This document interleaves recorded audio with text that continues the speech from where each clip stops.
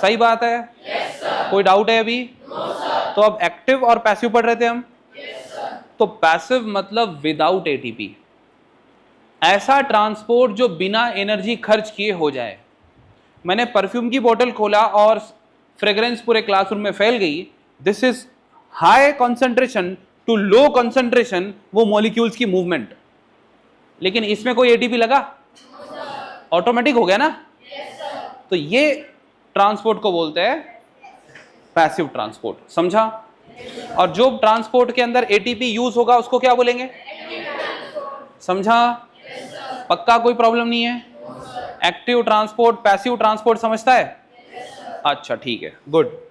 तो अब बताओ, मान लो ये बीच में मेम्ब्रेन है। कौन है ये? आवाज नहीं आ रही? गुड।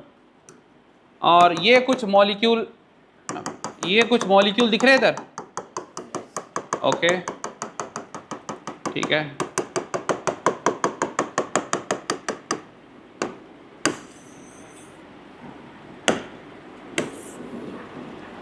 दिख रहा है कि नहीं? अरे बोलो ना। ठीक है।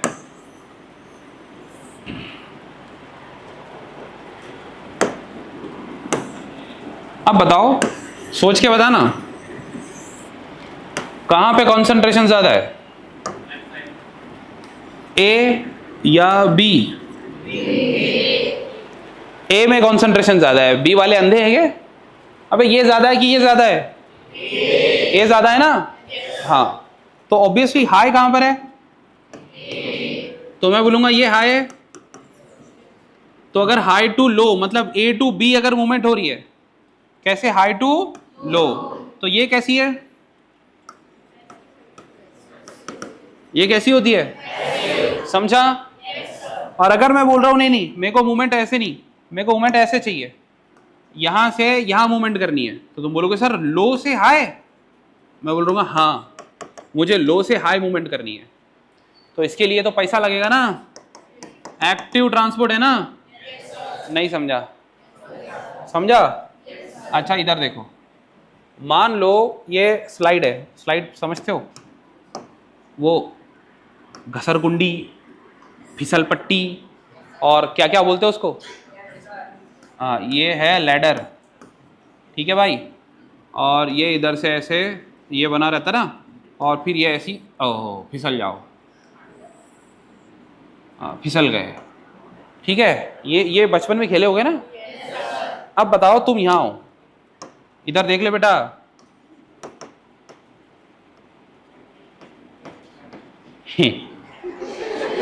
तुम इधर हो अभी, बरोबर है? ठीक है? अरे रुक जा, तुम अभी इधर हो। अब तुम सोच के बताना। नहीं, पहले लिख देता हूं क्योंकि स्टूडेंट का कोई भरोसा नहीं है। ये भाई लो है, और ये कौन सा है? ऊपर वाला है। अब बताओ, ये जब नीचे से तुम ऊपर जा रहे हो, इधर चले गए। Very good. पैर दुखे ना? एनर्जी लगी ना? थके ना? अब ऐसे थक के अब तुम फिसल रहे हो। रुको रुको रुको, पहले इसको रुकना यार, खड़े खड़े नहीं, गिर जाएगा ना वो।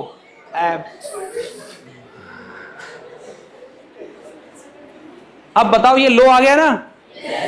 High to low. जब हाई टू लो आया तो कुछ उसको मेहनत लगी? बस बैठ के फिसल गए। समझा? तो हाई टू लो समझ में आया? तो बताओ फिर अब ये क्या है? This is simple. समझ गए तुम? अब तुम जिंदगी में कभी भूलेंगे नहीं। ये डिफरेंस है। तुमने पढ़े थे पहले भी, मैं तुम्हें टेंशन मत लो। अब कोई बात नहीं, अभी तो टाइम कम है। कल हम कुछ डायग्राम्स जो किताब में होती है, ठीक है, वो देखेंगे और कंपेयर करेंगे। बस फर्क पढ़ने के तरीके का है, हमारे अप्रोच का है, हम उसको कैसे कंसिडर कर रहे हैं।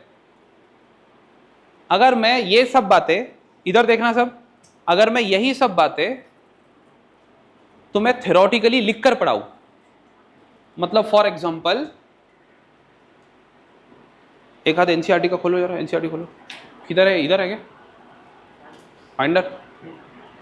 किधर है? ये खोल दो। मॉर्फोलॉजी है ना, बोर्डवर्क है क्या ये? खुल नहीं रहे ना?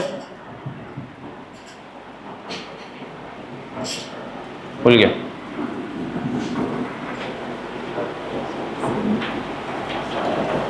पब्लिक जरा इधर देखो, दिख रहा है क्या? yes, हाँ, अब मैं बोल रहा हूं जरा सिर्फ देखो अभी एज अ इमेज। ये है जो तुम्हें पढ़ना है और तुम्हें ये है जो तुम्हें पढ़ना है। तो अब बताओ तुम्हारे माइंड को क्या इजी लग रहा है, ये डायग्राम देख के पढ़ना या फिर ये पढ़ना? बिकॉज हमारा जो ब्रेन है ना वो सबका एक जैसा काम करता है, ब्रेन का वर्किंग मॉडल ही ऐसा है। मैं एक और एग्जांपल देता हूँ। फॉर एग्जांपल मान लो जब तुम यहाँ पे एडमिशन के लिए आए होंगे, रिसेप्शन पे बैठे होगे सोफे पे कुछ मैगजीन्स कुछ न्यूज़पेपर वगैरह रखे थे। अब तुम्हारा नंबर लगना था तो तुम वैसे ही बैठ गए इंतजार करते करते, तुमने वो न्यूज़पेपर उठाया और झूठ मूठ फोटो देखने लग गए, बस पढ़ने की एक्टिंग करते हुए फोटो देखने लग गए। होता है ऐसा? सिर्फ फोटो देख रहे हैं, फोटो देख लिया खत्म, रख दो, पढ़ लिया न्यूज़पेपर। कोई मैगजीन उठाई, फोटो देख लिया, पढ़ लिया, रख दो न्यूज़पेपर। इतना ही नहीं, और सुनिए, अगर कोई रास्ते से चल रहे हैं, बैनर लगा हुआ है ना, उस पर फोटो है ना, होते हैं ना अलग अलग एडवर्टाइजमेंट्स, तो तुम बस फोटो को देख रहे हो, हाँ भाई अच्छा है। उसके नीचे बहुत डिस्क्रिप्शन है कि भाई हमारी दुकान यहाँ पर है, यहाँ पे ऐसे कपड़े मिलते हैं एक्सेट्रा। कुछ पढ़ते हो कभी? कभी नहीं पढ़ते हम, बिकॉज हमें हमारा माइंड क्या बोलता है, भाई रिलैक्स रिलैक्स चिल।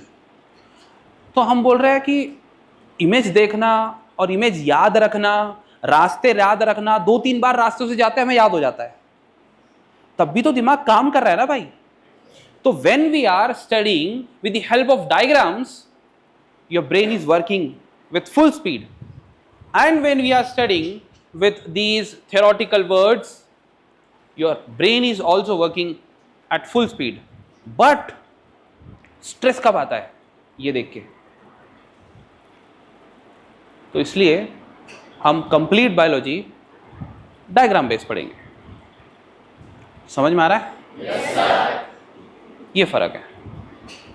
अपने यहाँ पे सिर्फ डायग्राम होती है और कुछ नहीं होता।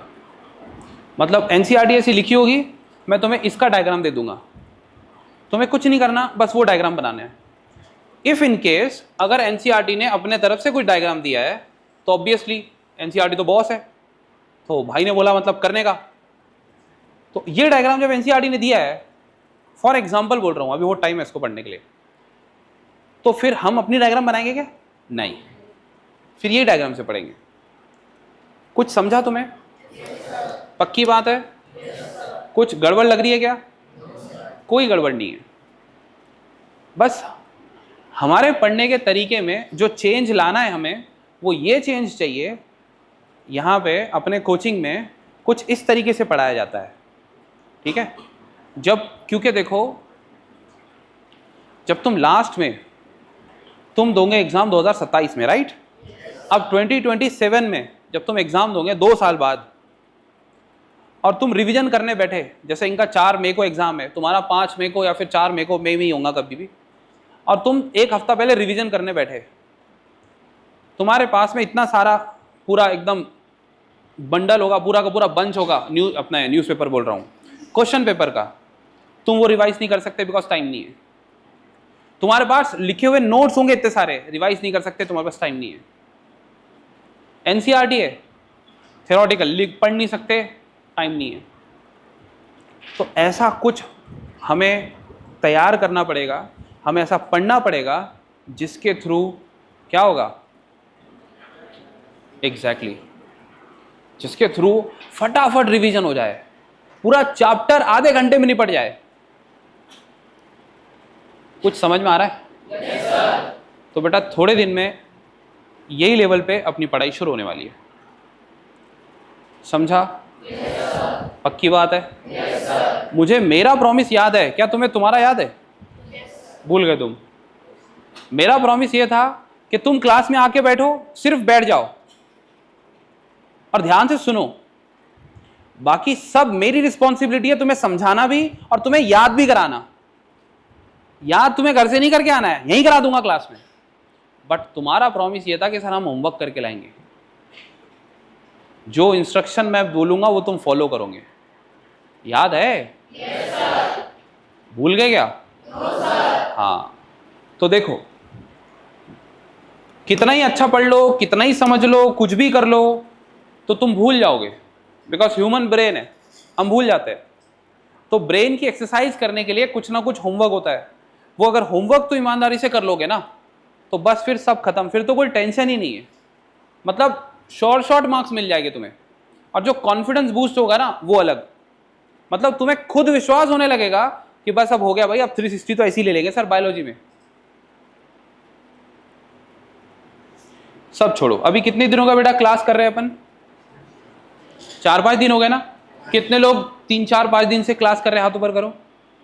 ठीक है, गुड, मतलब अच्छा बल्क अमाउंट है।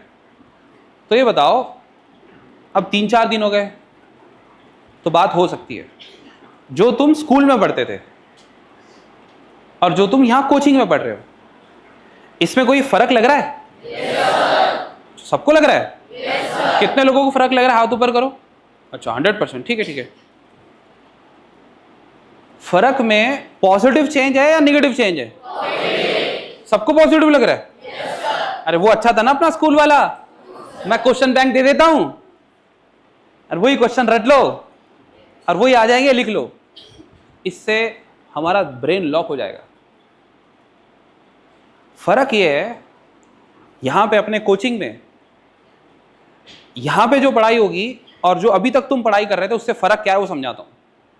अभी तक पढ़ाई ये हो रही थी कि तुम्हें बताया जा रहा था तुम्हें करना क्या है, तो इससे तुम डिपेंडेंट बन रहे थे, इंडिपेंडेंट नहीं।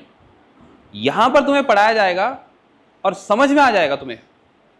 एक बार समझ में आ गया ना, तो तुम्हें यह पता चल जाएगा कि करना कैसे है, क्या करना है वो तुम डिसाइड करो। मतलब तुम इंडिपेंडेंट हो गए। कुछ समझ में आया? yes, पक्की बात है?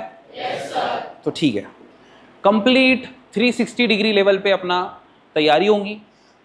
एक स्टूडेंट को जो भी चीज की जरूरत होती है, हर एक चीज, everything, each and everything will be provided to you in this classroom only. कोई टेंशन नहीं है, कुछ एक्स्ट्रा इधर उधर से करने की जरूरत नहीं है, कुछ नहीं है। प्रॉपर तरीके से अगर तुम ध्यान दोगे तो कंप्लीट पैकेज मिलेगा यहां पे। और ये भी सुन लो, फॉर एग्जांपल अभी अपना क्लास ऑलमोस्ट हो गया, कितना टाइम बचा है? हाँ 5 मिनट बचे।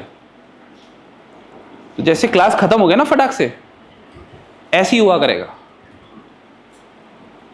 लेकिन इसके लिए कुछ रिक्वायरमेंट है। वो रिक्वायरमेंट, सबसे पहली रिक्वायरमेंट है मेहनत। जो कामचोर स्टूडेंट है ना, जिससे होमवर्क नहीं होता, पढ़ाई नहीं होती, उसके लिए बहुत मुश्किल होने वाली है। क्योंकि क्या होगा, अभी तो होमवर्क है नहीं तुम्हारे लिए, अभी तो बस ब्रिज कोर्स चल रहा है। ये 8वीं में क्या पढ़े थे, 9th में क्या पढ़े थे, है ना, अब थोड़े दिन बाद 10th में क्या पढ़े थे, ऐसा हो जाएगा।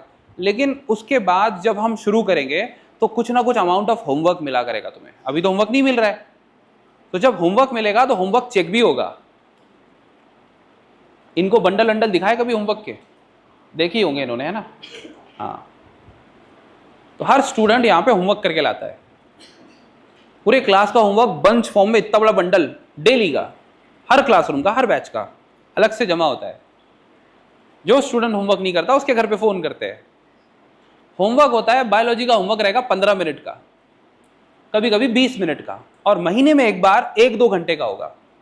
वैसे डेली का होमवर्क बायोलॉजी का 15 से 20 मिनट से ऊपर नहीं होगा। तो कर लोगे तुम? 15-20 मिनट हो जाएगा तुमसे? तुम्हारे दिन भर के बिजी शेड्यूल से तुम 10-15 मिनट निकाल लोगे मेरे लिए? मेरे लिए, अपने लिए? यस। ये देखो, कुछ भी बोलो, यस। खाना खाएगा? खाएगा। पानी पिएगा? मार खाएगा? मार। ठीक है, ओके। तो आई होप कि थिंग्स विल गेट क्लियरर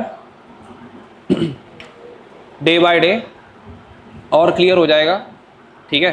क्योंकि अभी हम सिर्फ पुराने टॉपिक को कनेक्ट कर रहे हैं, इसलिए बस अभी डिस्कशन हो रहा है। लेकिन ये जो भी हम पढ़ रहे हैं ये तुम्हें क्लियर है क्या? तो एक्टिव पैसिव समझ गया? बाकी चीज़ें समझ रही है? और बेसिक चीज़ें जो है वो हम और आगे आने वाले लेक्चर में क्लियर करेंगे, ठीक है? चलो, थैंक यू।